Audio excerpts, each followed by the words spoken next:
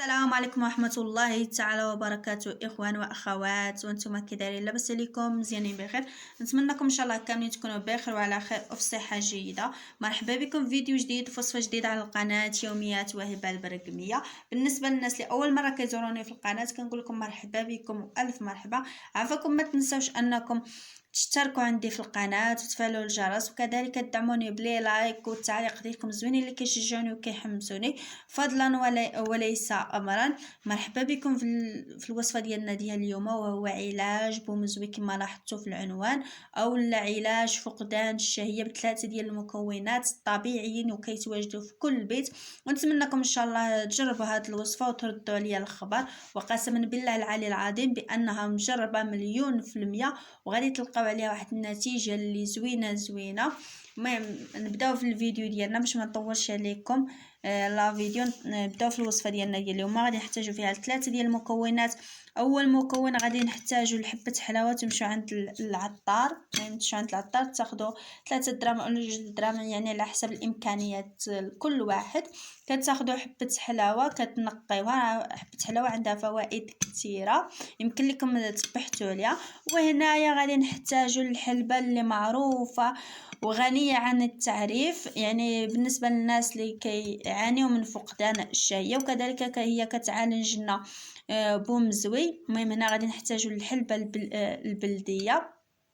معروفة الحلبة بأنها كتفتح لنا الشهية وكتزيد في زيادة الوزن. المهم كتاخذوا الحلبة عاود على حسب كل واحد بالامكانيات ديالو. كتاخذوا الحلبة البلدية كتنقيوها. وهنايا غادي نحتاجوا الكرافس، نعتبروه الزريعة الكرافس نعتبروه كأنه مكون رئيسي، حيث عنده دور فعال في علاج بومزوي. وكذلك يعني اللي عنده مرض يعني ديال المعده، كيعاني كذلك من المعده، انه كيعالجنا اي مرض في الذات ديالنا.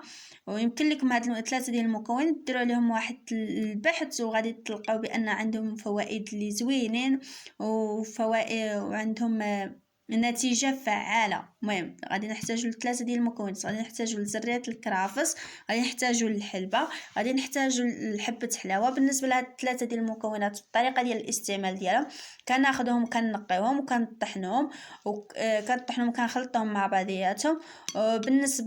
بالنسبه يعني يكون الانسان يكون فاطر يعني قبل رمضان عادي كتفيقوا الصباح.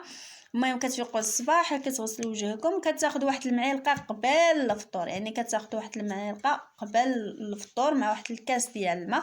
بالنسبه رانا في هذا الشهر المبارك رمضان، نتمنى ان شاء الله يدخل عليكم بالصحه والهنا يا رب، وباش ما تمنيتوا غير يعني كنشربوا هذاك الكاس ديال الماء او الكاس ديال الحليب يعني مع داك التميرات. يعني كتاخذوا واحد المعلقه كبيره، من هاد الاعشاب، من هاد 3 ديال الاعشاب، كدوزوا مع كاس ديال الماء اولا كديرهم في كاس ديال الماء صغير، يعني كاس ديال اتاي، كديروا فيهم واحد المعلقه كبيره وكتشربوهم. كتبقى واحد الربع ساعه اولا 10 دقائق عاد باش كتفطروا الفطور ديالكم. وان شاء الله نتمنىكم انكم تجربوهم. بالنسبه للناس اللي كيعانيوا من بومزوي وفقدان الشهيه، نتمنىكم ان شاء الله انكم تجربوا هذه الوصفه وتلقاو عليها نتيجه وتردوا لي الخبر في التعاليق. وبالنسبه لهذه الوصفه راها زوينه بزاف، غير تبعوها مده اسبوع اولا مده 15 يوم وردوا لي الخبر. ونتمنى هذا الفيديو ان شاء الله ينال الاعجاب ديالكم، وبسلامه عليكم ان شاء الله، الى اللقاء الى وصفه قادمه.